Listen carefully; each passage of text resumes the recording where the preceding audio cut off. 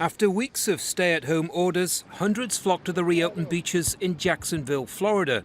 The mayor declared this controversial move as essential activity, even as the state hit more than 27,000 coronavirus cases. It's what authorities call a pathway back to normal life. But in other parts of the US, the scenes are very different. Across the country, a small but growing protest movement is calling for restrictions to be eased. From Utah to Wisconsin, in both Republican and Democratic-led states, people are taking to the streets urging a return to normal life. We are still a free country, at least for now, and people have to make a decision. And that's their personal decision if they don't want to be 6 feet apart or 7 feet apart.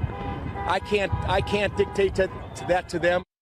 Despite declaring that individual governors are in charge, President Donald Trump seemed to encourage the protests in a series of tweets on Friday. All three states have Democratic governors. His tacit support is seen as deeply political in a time of crisis. I notice there are a lot of protests out there, and I just think that some of the governors have gotten carried away. You know, you have a lot of people that don't have to be told to do what they're doing. They've been really doing everything we've asked them. In New York, the epicenter of the pandemic, measures to ease restrictions are still far off. The state's governor says this is no time to play politics. How does this situation get worse? And get worse quickly?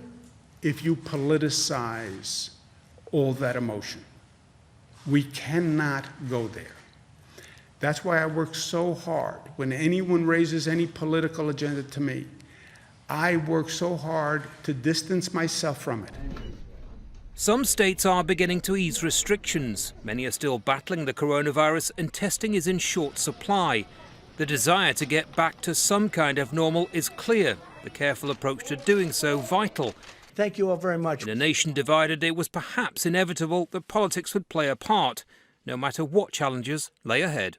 Throughout this crisis, the mantra has been we're in it together, but any sense of unity now seems to be falling apart.